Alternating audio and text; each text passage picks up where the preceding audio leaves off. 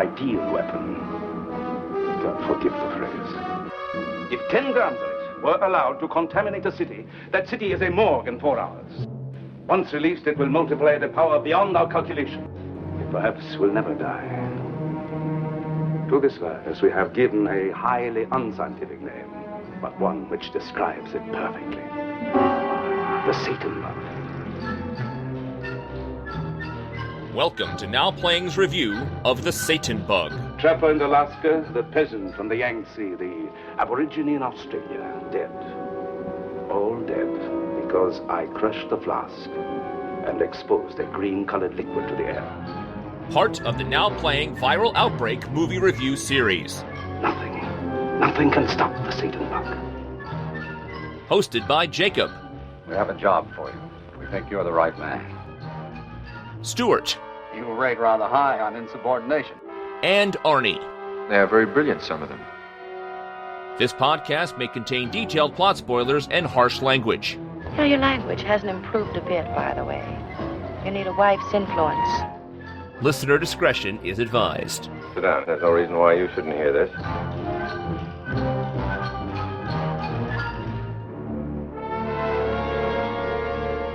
Today we're discussing The Satan Bug, starring George Maharis, Richard Basehart, Anne Francis, and Dana Andrews, directed by John Sturgis. This is your extreme podcasting messiah, Arnie. And Stuart. And this is Jakob, the co-host who likes green pepper burritos and cold Mexican beer. Guess which brand? Corona. I know, that joke's been done a million times. Has it? I haven't heard it. I laughed. It was pretty good. Anyway, I'm not on the internet. I miss all of the memes.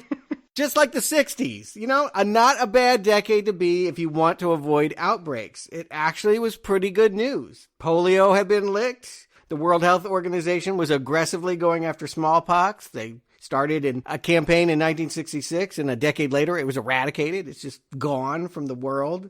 Measles were kind of a thing, but measles aren't going to kill you. Measles aren't going to leave you unable to walk or blind or kill your children, scar your face. I think there's still some controversy about, whether to get the vaccine, but I think that even if you choose not to, it's usually not in large numbers lethal. No, I think the biggest thing, and it wasn't until the late 60s, was probably war protests. But when I think 60s, I think happiness, hippies, and free love, right? And the sexual revolution created its own problems, right, with disease and STDs. We'll talk about that next week. I think the 70s and the 80s will have the fallout of that decision. But yes, by and large, if you were thinking about problems in the 60s, it was the war, and it was specifically nuclear panic. I do think that fear overrided our sense that we were going to be wiped out by diseases. But it went hand in hand. With the Cold War, there was the feeling that in the 60s at least, it was legal for any country to develop bioweapons. And they were. I mean, I did a little bit of research about this.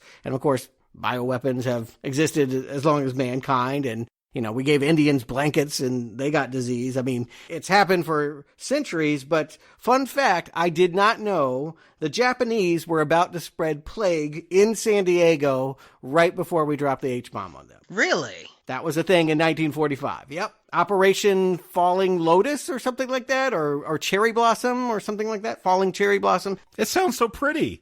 Yeah, it sounds pretty, but again, it was something that was in the public conscience in the 40s. They used it. D-Day, apparently. There was a release of plague, and Japan did it to China. We don't think of it because, obviously the H-bomb is the H-bomb. That's the fear you go to. I'm a child of the 80s. We worried about nuclear war. But bioweapons was, up until 1972, a very viable way for countries to hurt one another. And the problem is obvious, right? It's great if you could specifically design the disease to only hurt the people that you want to get hurt, but Pandora's box, once it's out there, it's going to come back right around and get you. And I also think, just ethically speaking, it's one thing to attack soldiers. You can release anthrax on the battlefield and, okay, maybe you can justify that the soldier signed up for that. But when you're dropping it on cities, children, civilians at home, at a certain point, people asked the Geneva Convention to be revised, the rules of war to be looked at. And by 1972, Nixon, 177 countries all said, we're not going to do that anymore. Terrorists still do bioterrorism, but countries, by and large, do not. And I do feel like that's a difference between what we talked about last week with Panic in the Street and what we're going to talk about today. We all went through 9/11. You remember the anthrax scare. That was scary, like just white powder showing up in the mail. You didn't know who was going to get it, how it was going to spread. But I feel like, again, with something that a human carries, like a virus where you just get sick, like what we're going through today, like where I worked, they didn't shut down right away. Like I had to keep going to work even after the schools closed. And my wife started to treat me like with suspicion. She's like, I had to come home, all my clothes straight into the washing machine, get right into the shower, like a full decontamination routine, because we do have a child with an autoimmune disease. And like, she's just starting to become suspect of everyone because the data shows that perhaps they have a higher rate of death if they get COVID-19. So I do feel like when we're coughing and something spreading that way, we're suspicious of everyone. When it was anthrax, it was like, I don't know, there's terrorists. Like I wasn't looking at the person next to me worrying that they were going to kill me. And maybe I'm paranoid, but even though there's the Geneva Convention, don't you believe the government's still working on a super flu? I mean, when I read it and when the movie came out in 94, I was just like, yes, I fully believe that this is going on. And if you ask me today, hell, when I heard Corona came out of China, I was like, did they engineer it?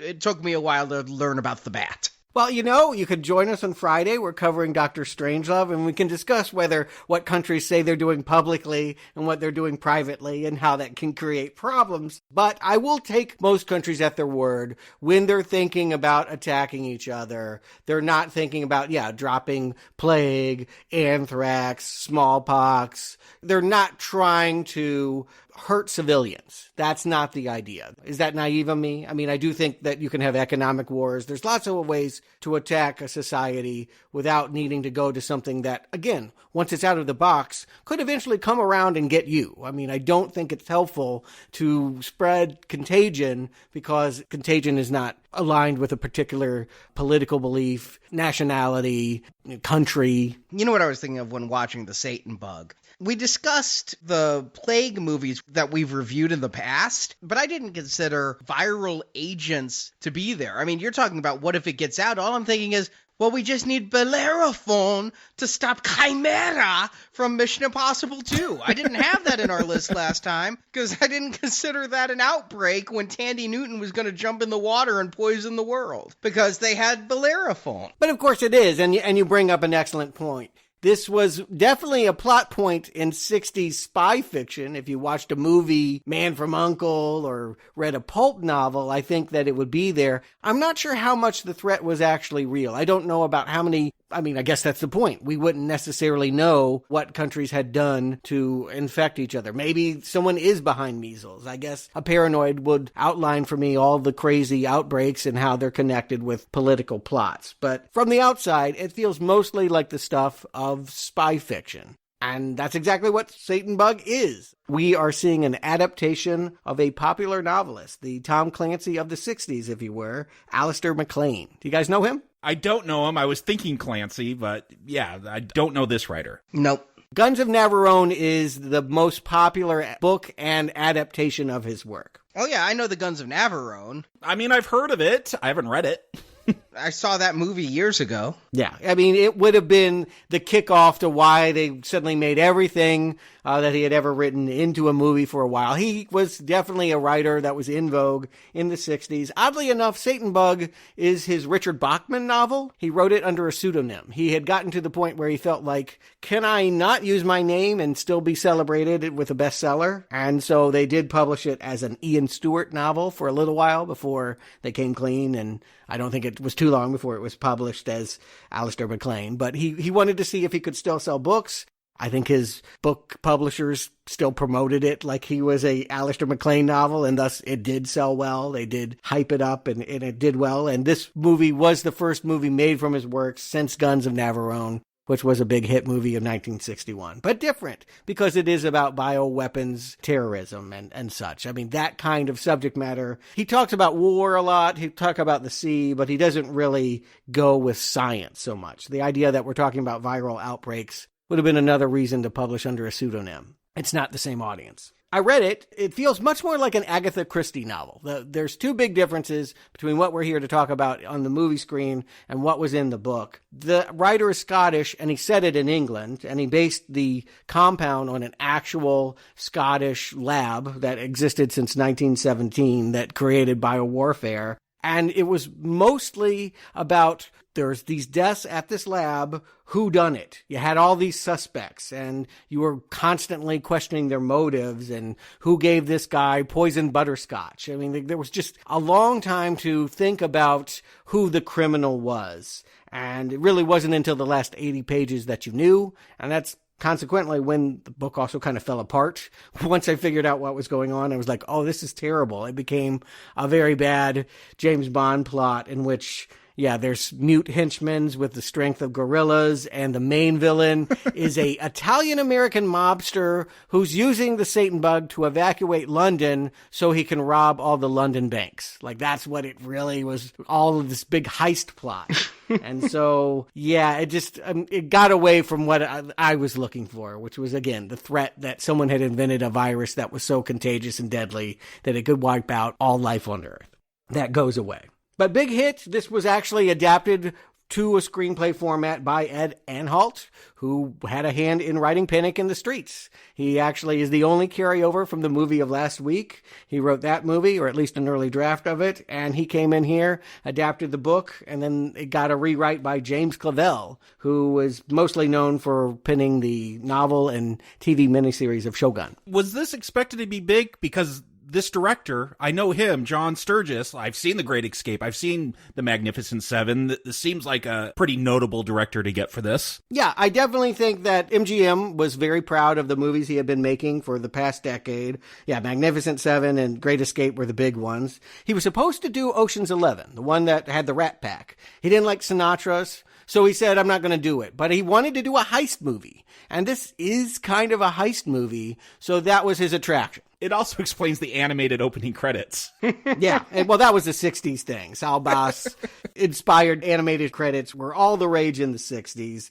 And so Sturges was signed to a 3-picture deal. This was the first one of that. He was expected to crank out a hit because that's what he was doing after Great Escape. If he could see those guys escape from a POW camp, he could definitely tell the story about breaking into a bioweapons lab. But to hear people tell it on set, they didn't have enough money, and Sturges' attention was on other movie projects. He was thinking about his second and his third movie, not so much this script. They only did 1 or 2 takes, and the budget got as small as like under $2 million by the end. Yeah, I was wondering how this was received, because what's interesting is, go to the Wikipedia page for Panic on the Street, and it's got all this stuff about the reception and what critics thought. The Wikipedia entry for Satan Bug kind of just ends after it lists the plot and the actors in it. Nothing about what people thought of this, what critics said. It's not there. Was this popular at the time? I mean, was it a hit? No, it was not a hit. And Pauline Kael, which I don't know how big she was. People love Pauline Kael reviews. I don't know that America was reading them, but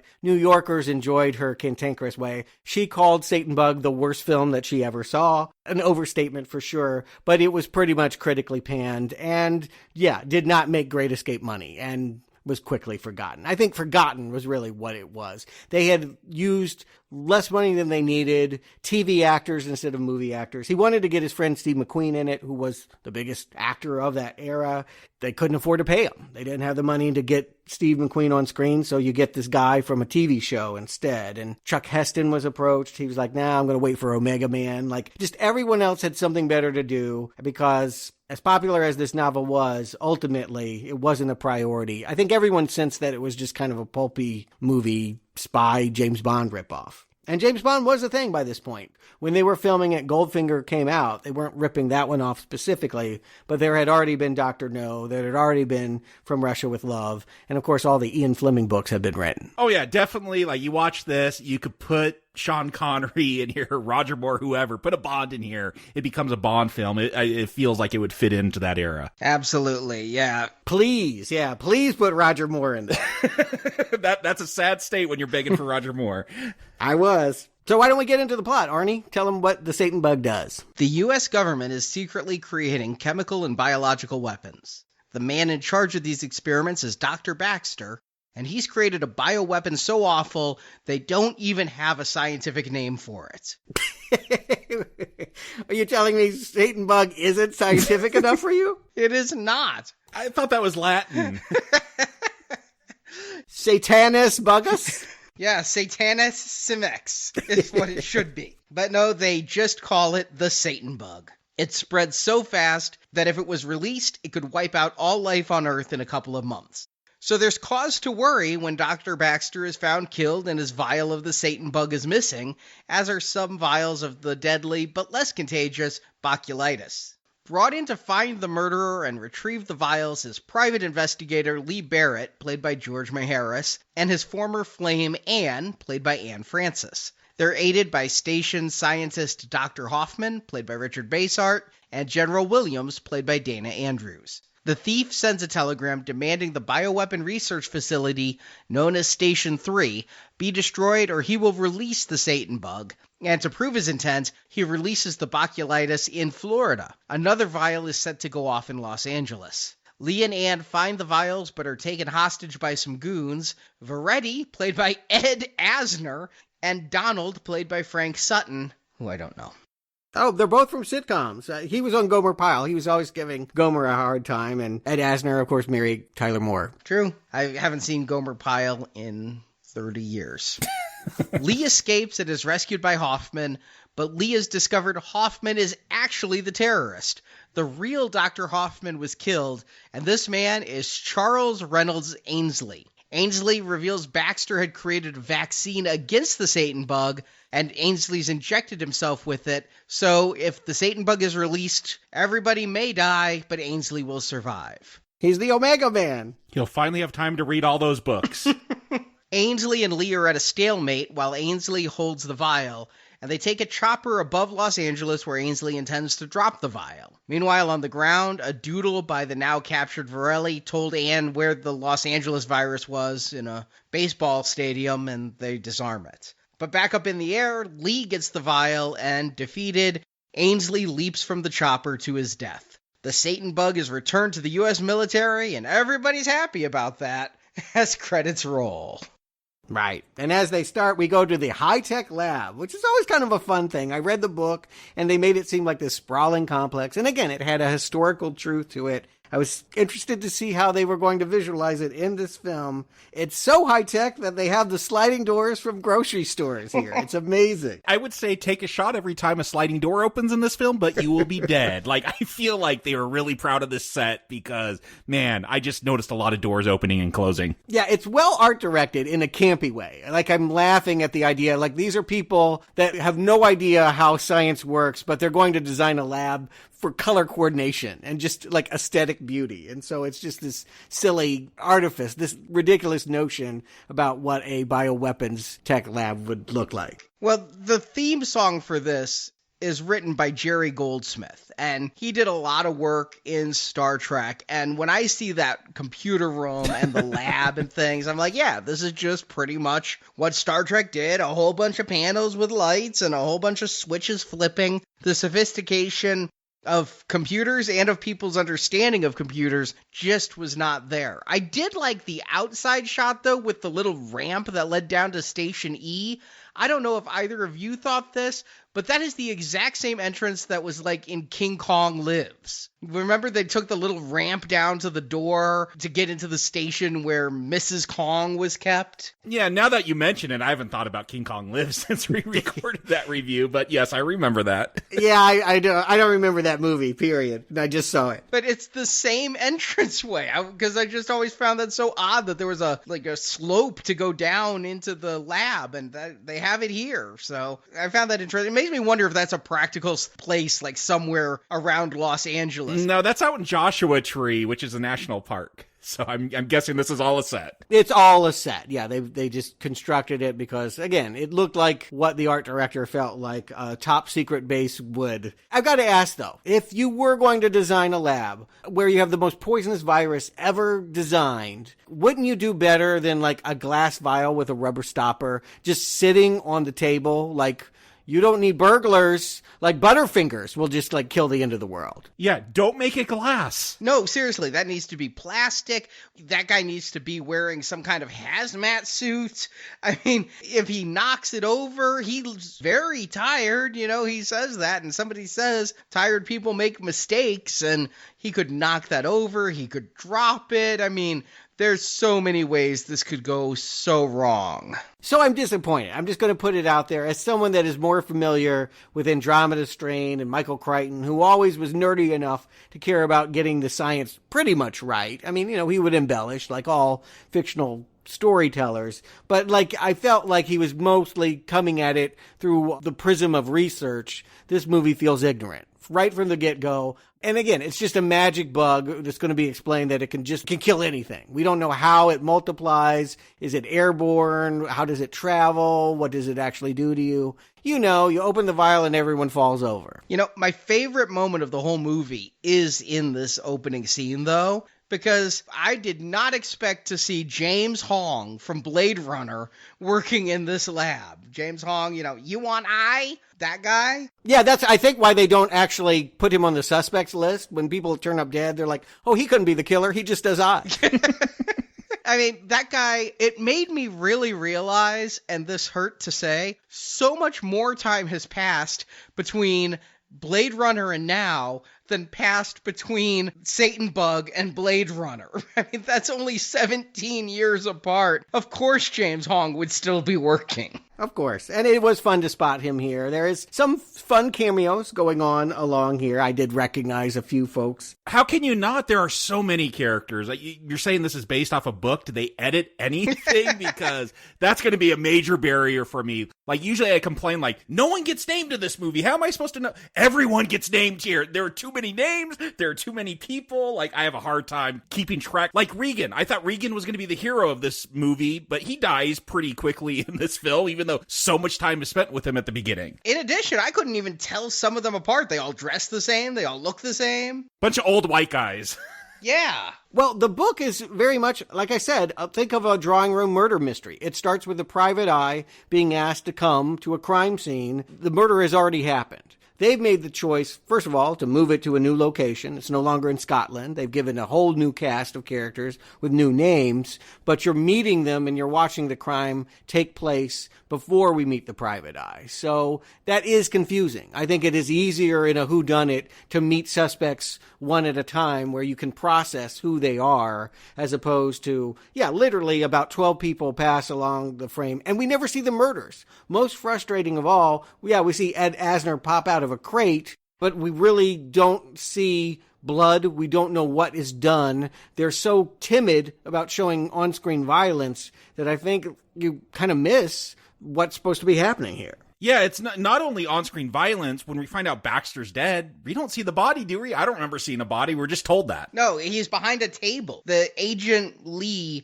just looks down, looks horrified. I'm like, what did he see? He saw a body. We'll never see a body, but he saw a body. Right. And again, one of the scientists says, well, they know that he was poisoned by the botulitis because they had a technician that died of it last month. I'm like, unsafe lab.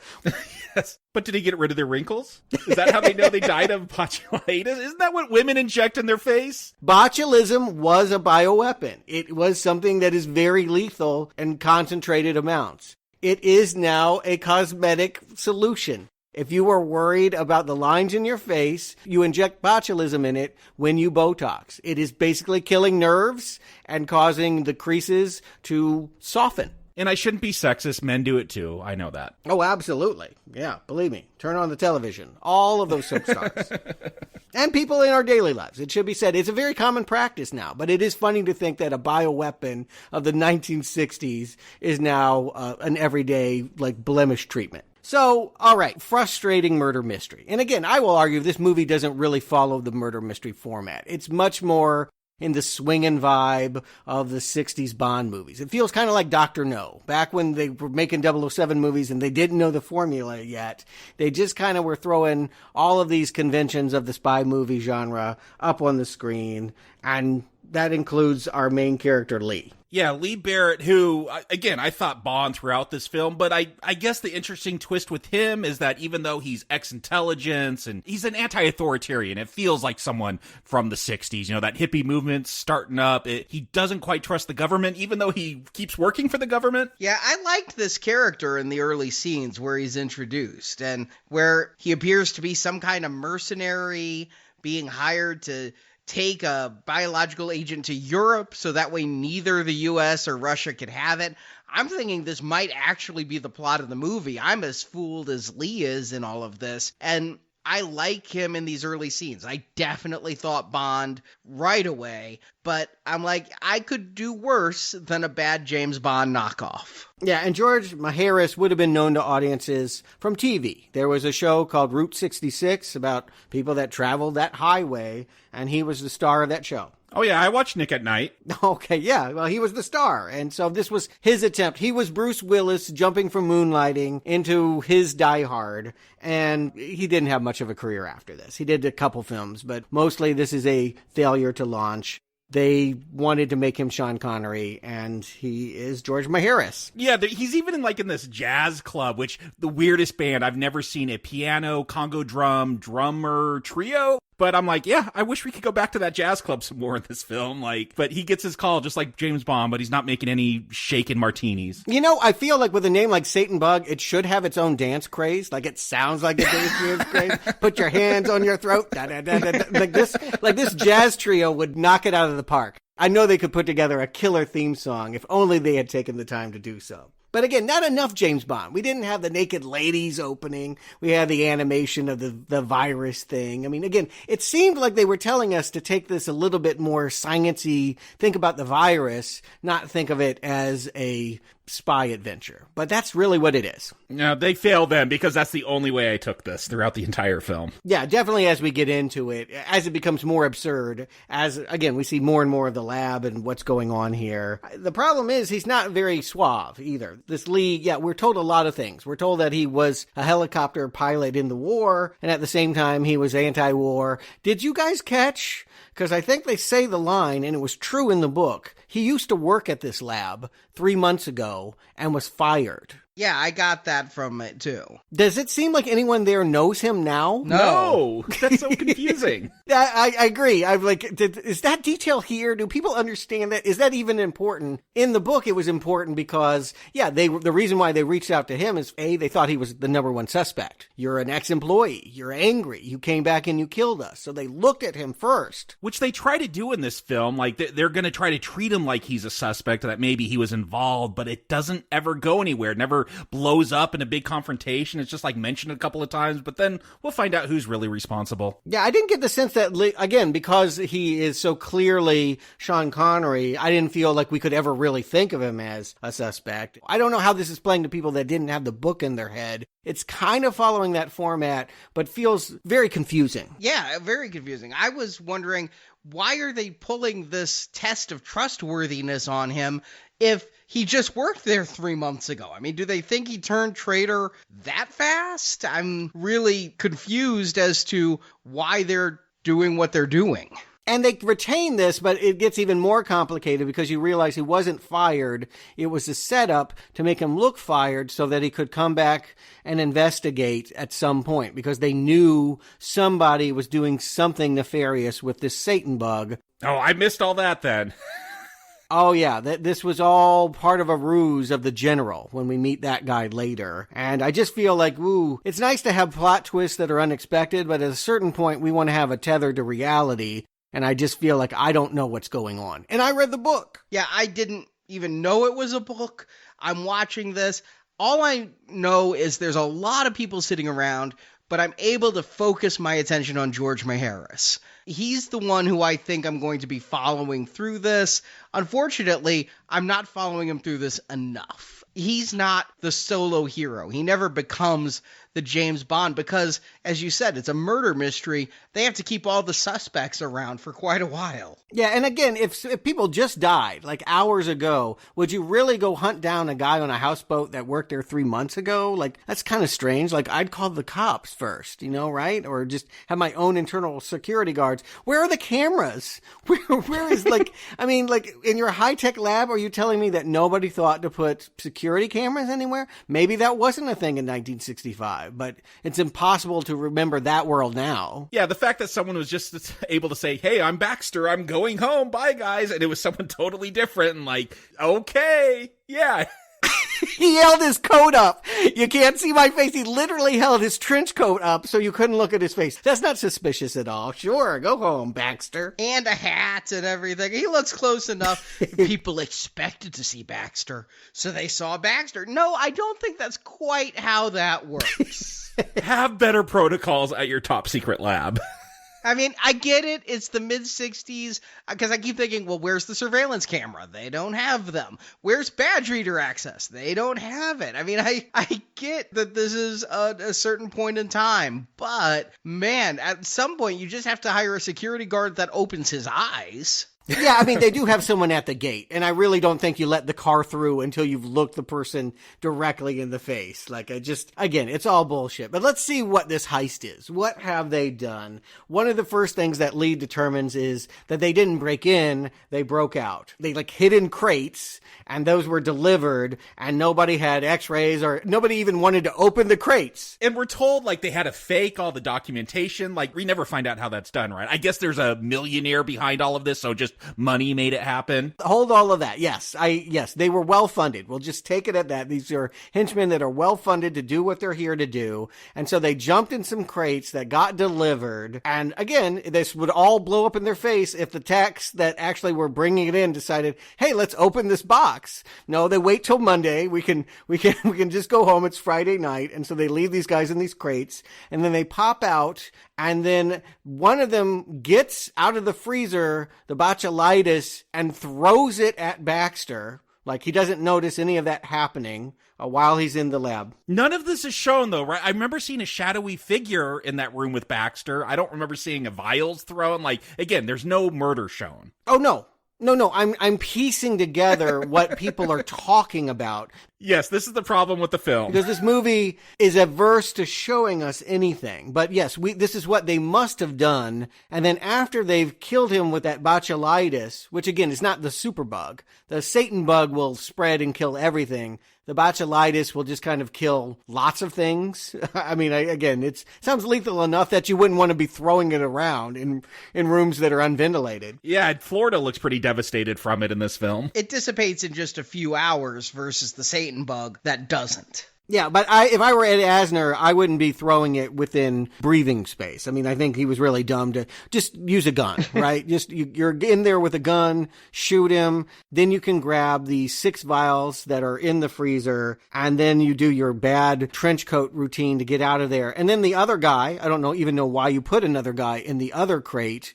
He has to break out of the lab. And this is a moment that's supposed to make Lee, our hero, look intelligent because he's like, oh, see? He pulled the Doberman through the fence. I got real questions about this. Yeah, Arnie, if you had questions about the detective work like scales on a guy's jacket and Panic in the Streets, the detective work here is insane. Because they're already inside. When they say that the dog, poor dog, got his head pulled through the fence, and that's why there's cuts on his neck. Well, that means the person's outside the fence. Right.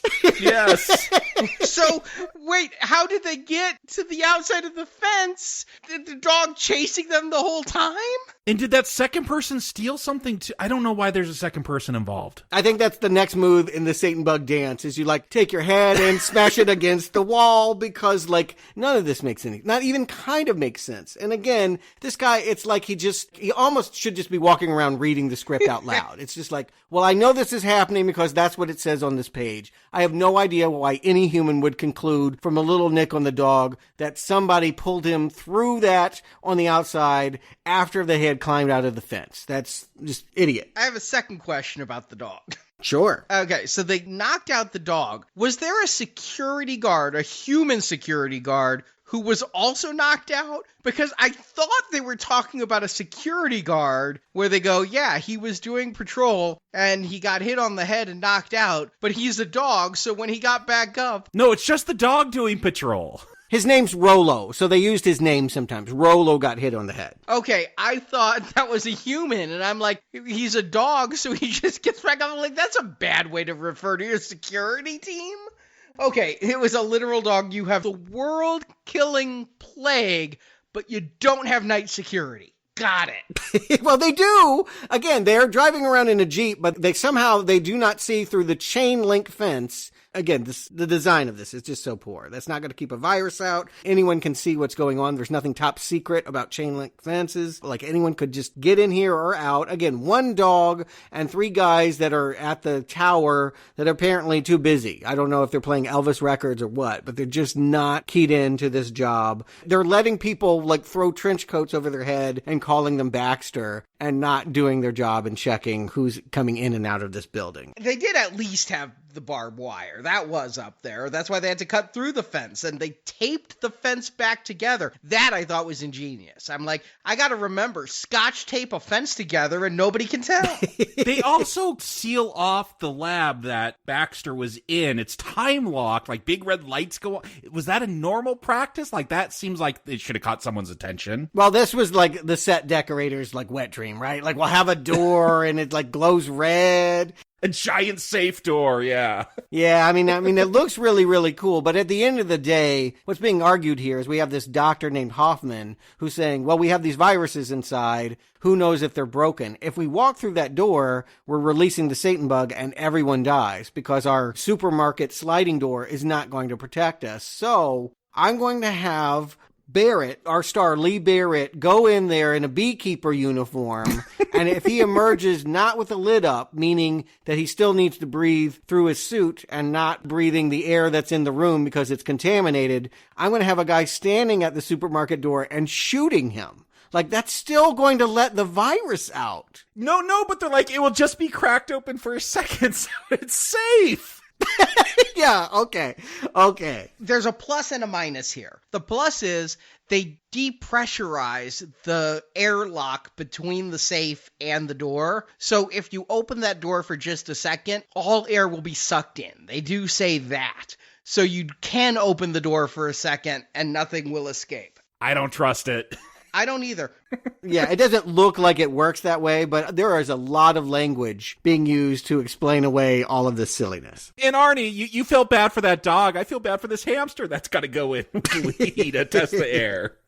I'm fine with the canary in the coal mine, you got to know. But what I don't understand is Lee puts on this Intel bunny suit, right? It's all white, and he's going in there with the hamster. But then they say to him, if it's released, he'll be contaminated and he has to stay in there to die. And he's like, I know. Then why wear a suit at all? I mean, I don't understand how he's contaminated if he's in the bunny suit. Yeah, these are all valid questions and concerns that show that we've thought more about this than the people making this movie. Again, the report from the set was that whenever people asked John Sturges what to do, he would tell you what to do in his next film. He wasn't thinking about this film. I think he saw this as a cash grab. If I do this one for the studio, my next one, my comedy western, this is where my dreams lie. And so it feels sloppy. This movie feels incredibly sloppy and self-directed, and there's all these mistakes falling all over the place. And just coverage. Like you said, you just want to see the body. did no one film a shot of the body lying on the ground? Is that considered too graphic in 1965 to show a dead body in close-up? We saw it in James Bond. Yeah, I know. It's ridiculous. I mean, I'm asking rhetorically because I know it's not. It just seems like unless this movie was G, that they were trying to get a child audience in here. I mean, maybe they would be charmed by the hamster, but I don't think there's much here for children. But I just don't understand their phobia about taking this to a dark place. Because you call something Satan bug, a corpse is on the poster, a dead body in the pool. I would think that you would want to load this up with murder, mystery, intrigue. I think the first problem is that it's called the Satan bug. I mean, really, couldn't you at least go different biblical? Couldn't you call it the Armageddon bug or something, the Satan bug? It's like, that's lazy right there. And the movie is as lazy as its title. Yeah, I know when I saw this title, we talked a lot about, okay, we got to pick films that are, be sensitive to what people may be going through right now. I'm like, the Satan bug? Well, that doesn't sound like a serious film. Well, I thought that it was going to be more serious than it was. I didn't know until I read the book that it was I thought it was a heist movie. Again, I thought it was all about what it took to break into a top secret bioweapons lab. And then, the rest of the story would be, how do we get it back before these terrorists use it against us? But this quickly becomes a Palm Springs escape with my wife. This guy, I'm sorry, I can't be bothered with this murder plot anymore. I've got to run off to some desert hotel where my wife is messaging me. Anne's not his wife, is she? I thought she was just like a girlfriend or ex-girlfriend. No, she is not his wife. She pretends to be his wife right there. And then they talk about how they had a fling, I think in Palm Springs, and why didn't we ever do that again? But they are not married. She is totally Moneypenny in this. Okay. It seems to me like she's very concerned about their relationship. That doesn't feel faked. Yeah, it's Moneypenny. Yeah. And he, if there were sequels, he'd be off with different women each time. It said they hooked up, but yeah, she has no last name. They meet her father, but that's not his father-in-law. Okay. It doesn't really even matter. It takes us away from what we thought was going to be a plot about germs. And suddenly, General Williams is like, we've been eyeing this lab all along.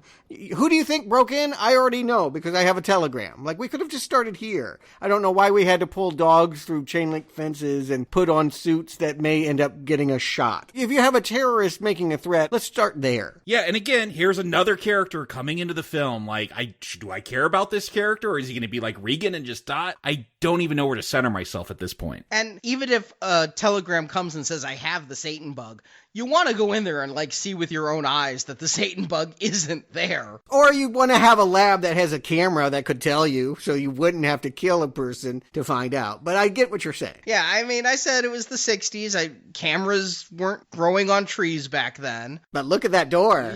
You got to have that high-tech sliding door. But all these people are coming in. There's now this telegram, the second telegram of the movie, because Anne sent a telegram that said, meet me at this hotel immediately. And he races there not knowing it's Anne. And then get the second telegram that says they have the Satan bug. It's like, Jesus Christ. You know what should have happened is Anne should have come in with Lee to the initial investigation, been there like the Watson to his Holmes instead of this. She seems like a groupie for most of the movie, really. I'd even be cool if she was his wife and had no idea what he did. It might be fun to have an outsider's perspective because, again, you got to have someone there for the audience. Everyone else is talking this techno speak. You want to have the audience understand what's going on. Of course, it's clear by the end of this movie, nobody understands what's going on in the laboratory. But in a better told story, you'd want an outsider who has to have all the science explained to them. That could have been Anne. Yeah, I could have used some of the science explained to me. I mean, I got what the Satan bug was. I got what the botulitis was. Except they don't have any science, ultimately. Yeah, no.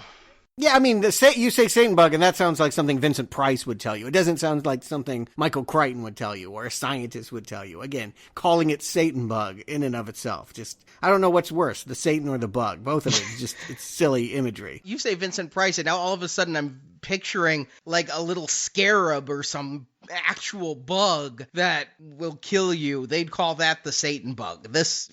Yeah, it's really bad, and it doesn't get much better here, but they have a chance here. All right, so we now understand there's a person that is wielding this power. Who are they? And it's kind of a guessing game the general puts to our spy character. I mean, it's the 60s, right? It could be communists, right? That would be the obvious thing. A country, a Cold War country would want this power. I was surprised they didn't go there, honestly, because the book had a communist sympathizer as one of the suspects. I think you would always include that in the 60s movie. The fact that it ends up being just a crazy, like, Howard Hughes ripoff that has a messiah complex is bizarre. Okay, that is what it is. He's just crazy, right? Because throughout the film, we'll see a telegram, hey, destroy the lab, and there's a character who's going to have a reveal later who wanted the lab destroyed instead of sending Lee in there to see what's in that time-locked lab. So I'm like, oh, okay, the bad guy just actually, because they're like, it could be someone extremely left or extremely right. It's a very centrist film. It could be anyone. Like, they don't want to pin it on anyone. So I'm like, okay, well, maybe, you know, it's this whole peace thing, and we actually want to destroy the labs.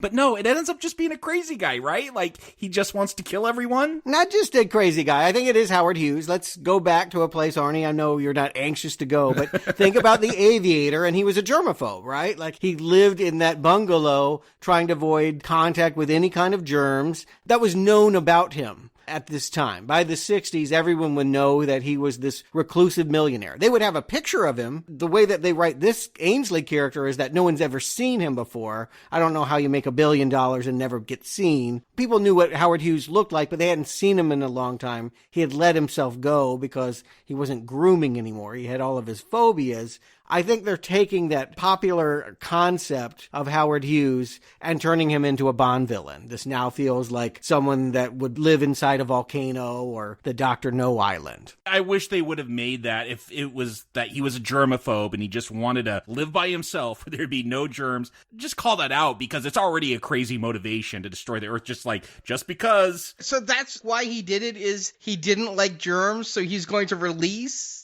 I didn't say that. That was Jacob's rewrite, and I'm not saying he's wrong. That's kind of fun. Yeah, if you're saying Howard Hughes, then just go that way. We know Hughes has an issue with germs, and that might explain why he has henchmen to do all of this. But of course, we'll find out later. It's not really a great surprise, but one of these scientists at the Section 3 lab is actually Ainsley, and has been posing as a scientist all along. Because, of course, germophobic crazy billionaires can do science by day.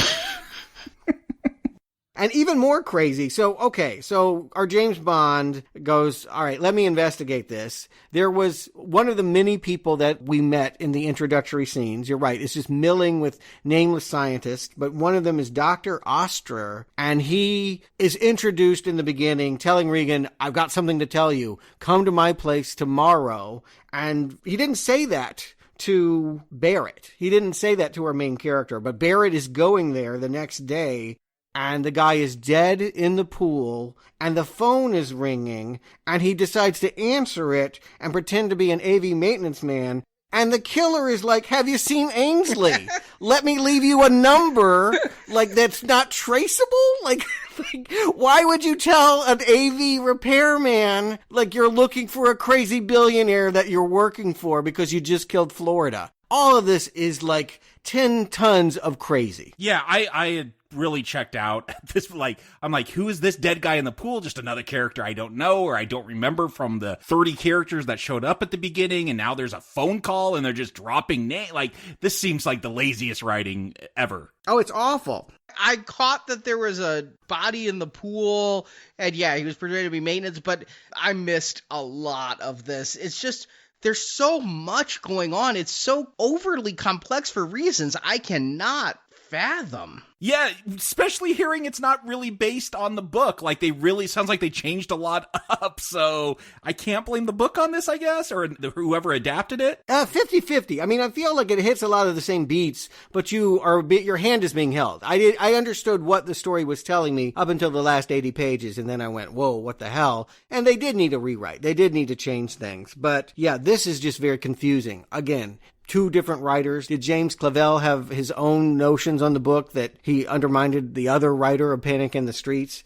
I don't know. I just feel like a director, anybody, actors getting their lines would go, this doesn't make sense. It would be the obvious thing to do to fix these gaping holes, but you get the sense that nobody cares. You get the sense that this was a rush job, and off we go to the next thing. We find out that the person coming back from Florida, has done the incident. The telegram warned, I'm going to do something to prove that I have the superbug. And so what has happened is it got released. I think it's just the botulitis, though. It's the lower grade poison has been released in the Florida Keys, and they get film footage that's, this is always kind of scary. I got to say, as someone that is phobic of viruses, that, fears plague, it's unnerving to watch footage of people like laying dead, dropping in the streets. Yeah, you were saying, are they afraid to show a body? They show a bunch of bodies here. Good point. Yes, you're right. This is a gruesome scene. I think probably the best scene in the movie. I don't know.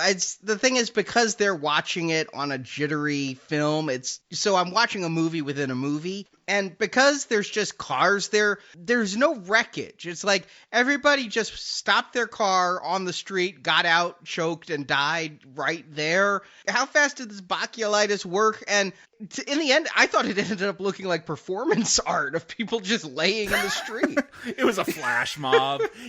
Yeah, that Radiohead video. I thought the same thing, Arnie. I'm like, wouldn't you just choke and die like behind the wheel and you'd have mass accidents? But no, everyone is able to like stop the school bus. The children are able to run out and die in the street. Yeah, I mean, it makes its way to golf courses. Again, how is it being transmitted? Like, you'd have to have a super strong breeze to like have everyone drop dead in seconds like that. And again, where does it stop? At what point? I think they said 8 hours. So that really could have gotten Florida, Alabama, Arkansas. Who knows? I mean, that could have gotten whole states of people killing. Where did you say they dropped it? In the Keys? Well, I say that because it looked like the opening shot in the Super 8 film was that long bridge it takes to go out on the Keys, that 80-mile bridge. Yeah, I know, but that's why I'm like, I didn't feel like you want to drop it on an island. We wouldn't have this much carnage on an island with all that, I wouldn't think. But then again, maybe it's more contained because it wouldn't get off the island. At any rate, while effective, it sets up the idea that we really need to be focusing on who the inside man is. If you're convinced, as all of these characters are,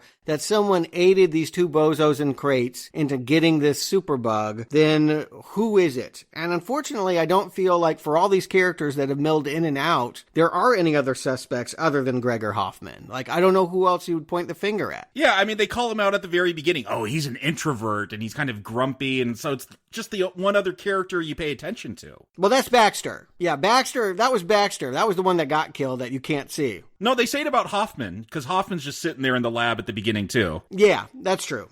Yeah, they're all kind of introverts. They're scientists, right? They're not, entertainers. But yes, so I feel like there's no other person to guess here. And then all of a sudden, all of this noise is given about how he had off-screen a flat tire, and they go to where he had the flat tire. Again, so confused. And I'm like, where's the detective work? All of a sudden, there's a third person they know about, and they know about a flat tire, and he must have stored the poison in the river to keep it cool. They're just wading into a pond at some point and saying, the virus must be here, and it is! That is crazy! Yes! Yeah, okay, so I have a bug that will kill the whole planet, and I'm going to leave it in a pond. Yeah. I think there's some kind of it needs to stay cool, like they do refrigerate it. And I guess they thought the tow truck driver would be looking in his cooler, like he wouldn't be able to take in his lunch pail that he had it. I don't know why you stick it into a pond in the desert, by the way, where it's not necessarily that cool. But hey, whatever. It means that Donald and Vanetti, or Ed Asner and the Gomer Pyle guy, pop up as fishermen with guns, and now our spy and his girl are being taken prisoner. And then, one of them, Donald calls, to get the Hoffman back. They're like, hey, remember you got a fishing trip, right? So, you're right. Sorry, guys. Fuck the Satan bug. Trout are biting. I'm out of here. I got gone fishing. What? I didn't even catch that. Yeah. Hoffman is sitting with the other people after our main guy has been captured and taken to Hoffman's house. And Donald calls him and says, hey, you got some fishing plans. Don't you remember we're supposed to go fishing? And he's like, you're right. I should go fishing. It's like the most obvious lie. And they just let him walk out, in part because they know he's guilty. I don't know how long they've known he's guilty. Maybe it would have been helpful to say you're guilty and arrest him. But instead, they're following him home and then letting these people drive our heroes around, Joshua Tree National Park. Yeah, there's a whole thing. We're going to follow cars with a helicopter, and there's only 3 ways they might pop out if we lose. This movie is weird because there, at times, way too much attention given to detail, but when it needs it, no attention given to detail. What is said by the general, who is the mastermind of this brilliant operation, is they're waiting to be led to Ainsley, this millionaire Howard Hughes, who has never been seen and apparently never been fingerprinted, because if you did, you would be able to know that it's Hoffman. And why couldn't they have guessed that Hoffman is Ainsley? I don't know. I guess because that's too stupid. But that is the big reveal that's going to happen in just a few minutes.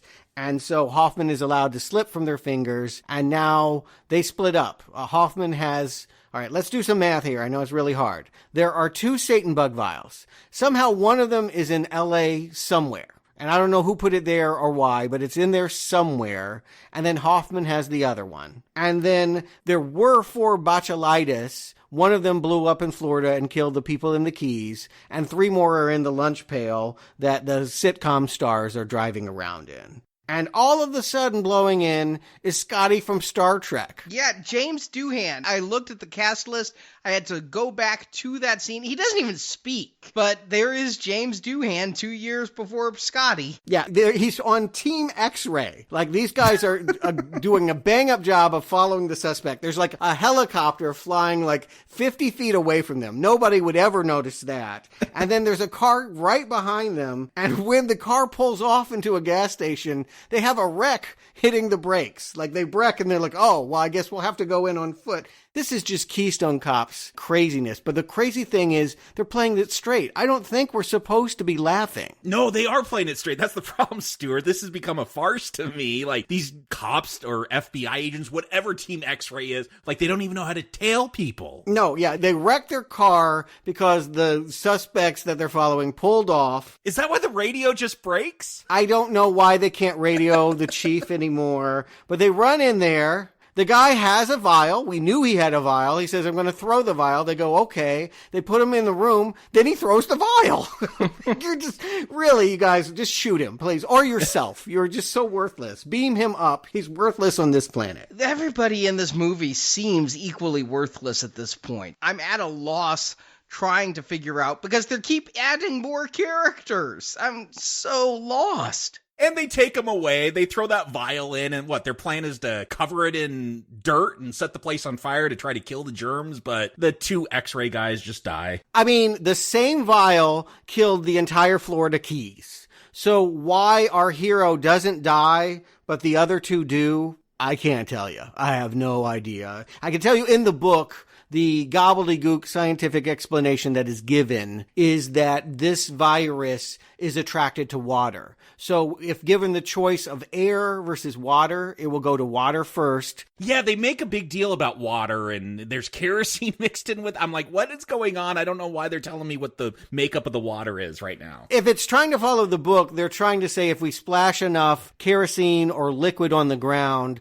all of that poison cloud is going to be sucked up into the puddle. But the 2 worthless red shirts drop dead, and now our hero is throwing rocks at Ainsley, who just happened to be driving by, rather than calling in the general. Yeah, he's just there and happy to pick you up and give you a ride. It's so... He's got to monologue to somebody. All villains need to be able to gloat, right? Like, it's a very important thing to do. And then it gets even more crazy. So they drive to some, like, restaurant where 2 guys with guns are like, ha ha ha, we've caught you. No, it was just a trick. And I'm like, stop with the double crosses. Yeah, way too many double crosses. There are too many twists going on here that I can't even... No one even understands what's going on. Don't try to twist it. Try to to untwist it, try to tell us what's going on. Yeah, because I'm confused in the first place. Who are these two guys that shows up? Are they more secret government agents that were just tailing them? Maybe. Who knows? Oh no, now they're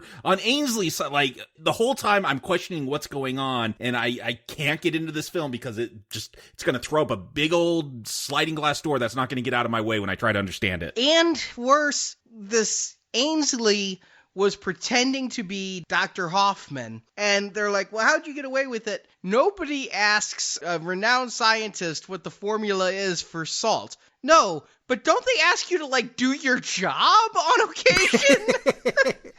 Or fingerprints. Again, like, you can just, anybody, I guess you can just throw on a trench coat and this bozo security team will let you walk into a top secret facility and grab any old Satan bug you want to. But no, he's like prestiging this shit. He's been pretending to be Hoffman for years, waiting for the vaccine against the Satan bug. And at no point are they like, so Hoffman, what are you working on? And, you know, they didn't even have Windows 3.1 with Solitaire. What would he do all day? Yeah, if Hoffman has access to this lab, couldn't he have just killed Baxter and taken the stuff? Like, seems a lot cleaner than trying to fake manifest to get shipments sent and choking out dogs. Like, it's so convoluted. It's terrible. I mean, this is just a travesty. Again, with a whodunit, you want to have very clear motivations. You really want to understand every character so that the red herrings do surprise you. When you don't understand anything, that doesn't help a murder mystery. To go, oh, okay, you are the billionaire somehow, and a chopper just comes down. Was that planned? Did he always want to get in a chopper? I don't understand. Yeah, I'm like, is that the FBI coming to arrest him? Oh, no, it's his guy. Like, nothing is set up in this film. No, the only chopper we've heard about for half an hour is the one trailing the car. So here comes a chopper. I'm like, it's the rescue wagon. Nope. And when did they announce that LA was being evacuated? I feel like all of that must have been a line of dialogue or something. It was, Stuart. It was a line of dialogue. That is the problem. There's going to be listeners out there that I know, like, there are answers to all there may be a line of dialogue shoved in amongst the 30 characters in this film, like, that you don't get a sense of anything. I get it. There might be a line of dialogue, but you never feel the panic of LA. You get a cool shot of all the freeways blocked up, like, I guess some cool matte paintings there, but yeah, I want to see panic in the streets. Yeah, you definitely want to have a James Bond climax. Like, that's always the villain's super plan gets unleashed. It can be outlandish. It can be far-fetched. I'm not knocking this movie because it's unrealistic. Go ahead. Be as crazy and campy as you want to be. It's nonsensical. There's a difference. I can't understand why he got inoculated to the Satan bug and what benefit he hopes to get by releasing it. Because he wants to live by himself, I guess. Like, it doesn't make sense. You came up with that. I don't think that's ever said. It's a theory. It's kind of said, like, he's like, if it's just me, it's just me. I'll be fine. I mean, I feel like you really want to underline that plot. You really want everyone to understand that. I don't understand what he wants. I don't understand what his goal is. I mean, he keeps saying, will you bury the lab? So I think he's a hippie, right? An eco-terrorist hippie who's like, I don't want any more germ warfare research, so bury the lab. That's what I thought, but until he contradicts all that. I'm going with this. All right, so if he is Howard Hughes and a germaphobe, he really resents that there's a bioweapons lab. He's not willing for the WHO to outlaw them in a few years. So he's going to take matters into his own hand by putting two bozos in crates and coming in there and stealing them. And again, they could break them at any time. They're throwing them in a lake in Palm Springs. I mean, like, this is terrible. If he's so anti-biological warfare, why would he use them everywhere? Because he's a crazy billionaire. I mean, that's what it comes down to. Guys, can we talk about my favorite detective work? How they find out where the bomb in LA is?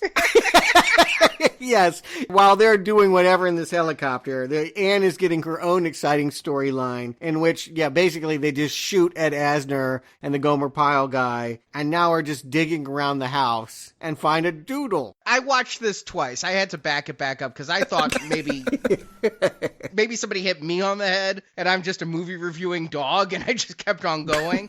So I rewound the last 20 minutes of this movie to watch it again. It doesn't help. And no, I didn't get hit on the head. I didn't understand it.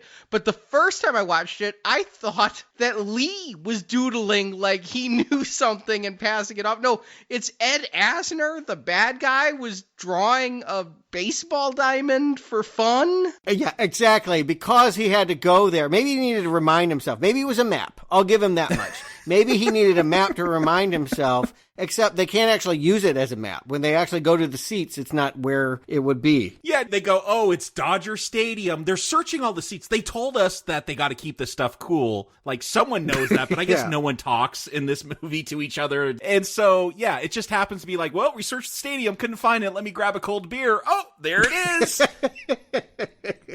Yeah, it couldn't be more anticlimactic, really. And then, like, it's just, okay, it's wired up. They just, floop, they turn it off, and, all right, that one's deactivated. Everyone come back to L.A., you're fine. But there is this chopper spinning up in the sky because the pilot decides he's going to attack our spy. Is that what it was? Yeah, the pilot all of a sudden pulls a gun. I think he is working with Lee. I feel like, oh, he's an inside man, but then all of a sudden he's jumping on Lee, and nobody's flying the helicopter. And then it's like, you know, everyone's having motion sickness because they're all just like spinning in the sky. I'm so lost at this point. This movie is nonsense.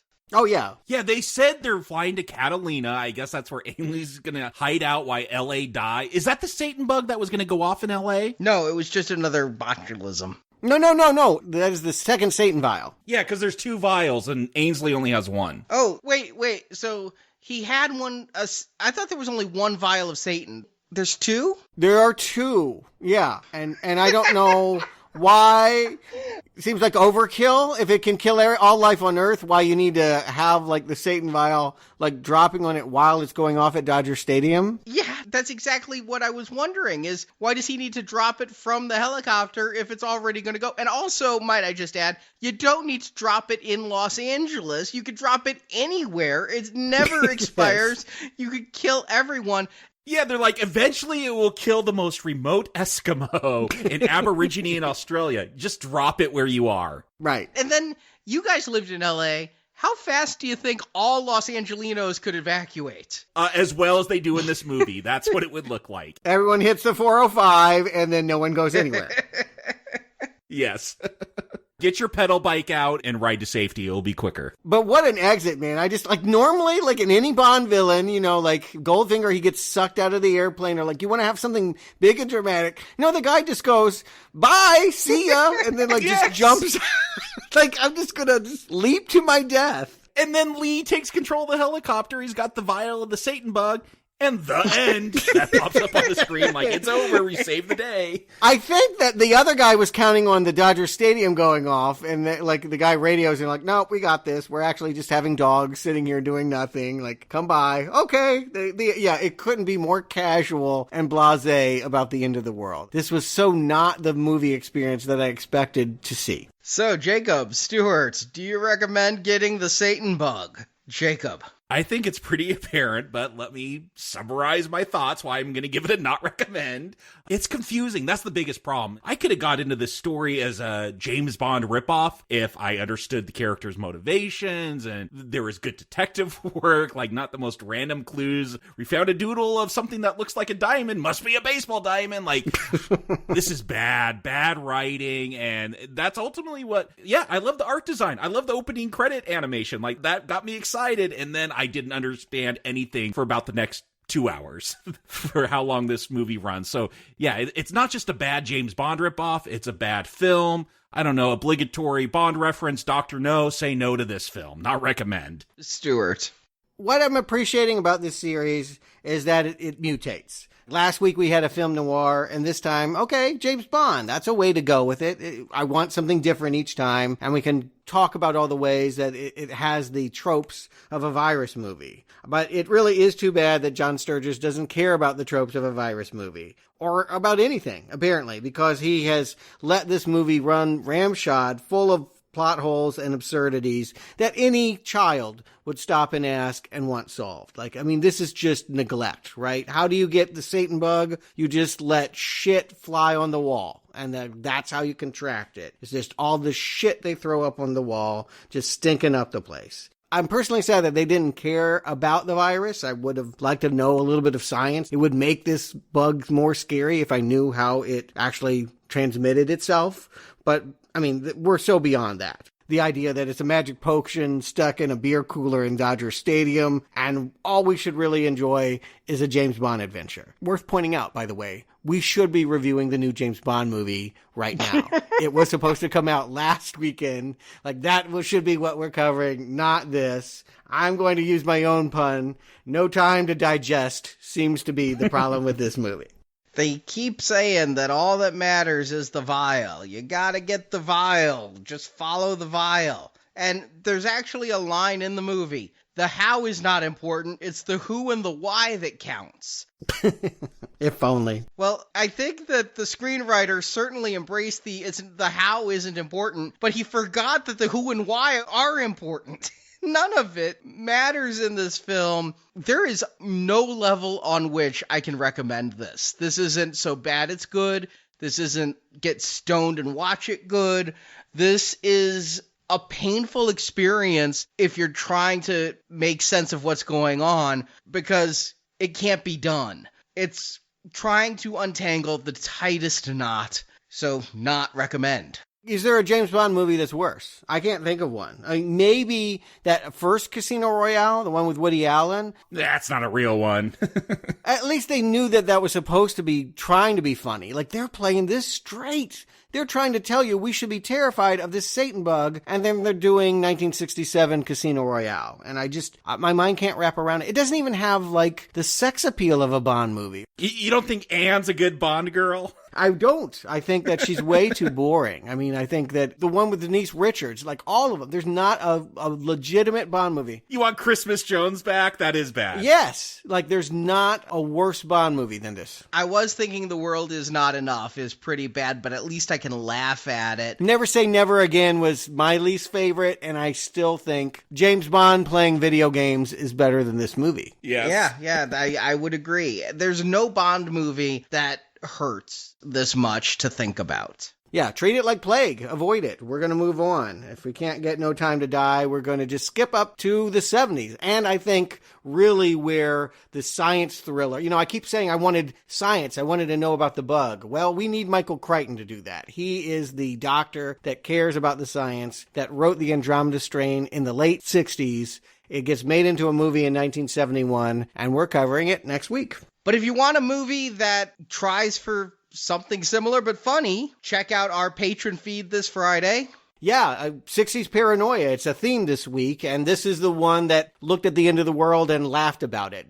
Stanley Kubrick, Peter Sellers, a bona fide classic, registered at the National Registry of Films. You got to see it, and yeah, if you got free time, I think we all do these days, dig it up. I know I haven't watched it in many a decade, and look forward to it. Join us Friday for that. You can find the details at nowplayingpatron.com. We're coming up on 40 bonus shows for a donation of $10 per month. I mean, that you donate $10, you just get a plethora of previous bonus shows and then a new one every single month. So, like Stuart said, if you have some free time, you probably do. This would be, if you don't sleep, more than 2 straight days of bonus podcasts by becoming a $10 patron. And if you become 25 or 50, even more shows for you. So thank you for your support. Jakob, Stuart, thank you for joining me. And until next time, we hope you stay happy and healthy.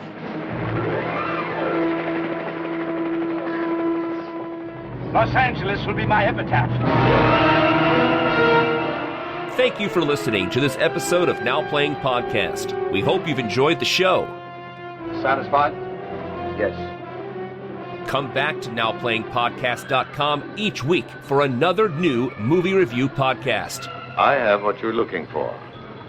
Also at our site, you can find hundreds of other movie reviews, including Star Wars, A Nightmare on Elm Street, Independence Day, the Avengers films, Back to the Future, Batman, Superman, The Fast and the Furious, and more. We'll meet you there, Lee. Take it nice and easy. Now Playing Podcast is a show without any sponsors or ads. We rely on support from listeners like you to keep Now Playing operating. $10,000 should cover your expenses. I'm afraid not. You can donate to the show and, as our thank you, receive bonus podcasts. Over 150 bonus movie reviews are available to choose from on the Now Playing Podbean page, including Alien, Night of the Living Dead, Jurassic Park, Ghostbusters, Indiana Jones, Lord of the Rings, Psycho, Troll, and more. Cash? Now. Find a full list of available bonus shows at nowplayingpodcast.com/donate. It's marvelous, almost a hideaway. You can also join the Now Playing Patron campaign through our Podbean site. Patrons of $10 or more get a new exclusive movie review every month, plus even more perks, including one where you can pick a movie for our hosts to review. Find the details on our website. This is vitally important. You can help us out by leaving us a 5-star review on Stitcher, Podbean, iTunes, or your other podcast store of choice. Get everybody in here. Everyone else connected with this place. You can follow Now Playing on Facebook and Twitter, where we post announcements of new episodes and where the hosts post movie mini reviews. Links to our social media pages are available on our homepage. The how is not important. It's the who and the why. Now Playing Podcast is produced by Arnie Carvalho. Lunatic fringe, crank with resources. Associate produced by Jason Latham. I guess I underestimated you. Now Playing is edited by Heath and Arnie. Psychotics don't generally engage in teamwork. Now Playing credits read by Brock.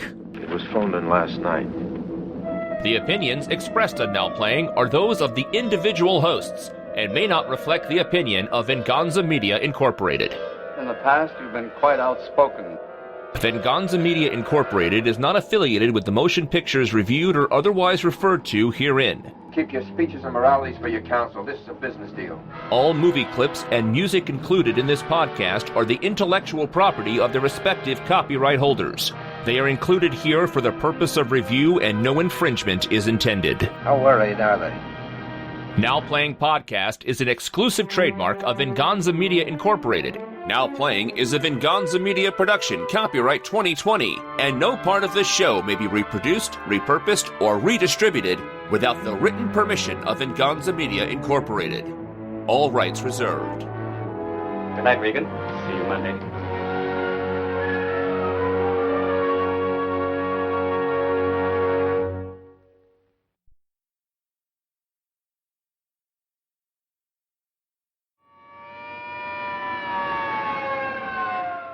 And people in our daily lives. It should be said, it's a very common practice now, but it is funny to think that a bioweapon of the 1960s is now an everyday, like, blemish treatment. Yes, even some podcasters have considered it. I'll never tell. On this show? This podcast? Yeah, it'd be great if I ever see you, maybe one day, Arnie, when I can leave my house. I'll compliment.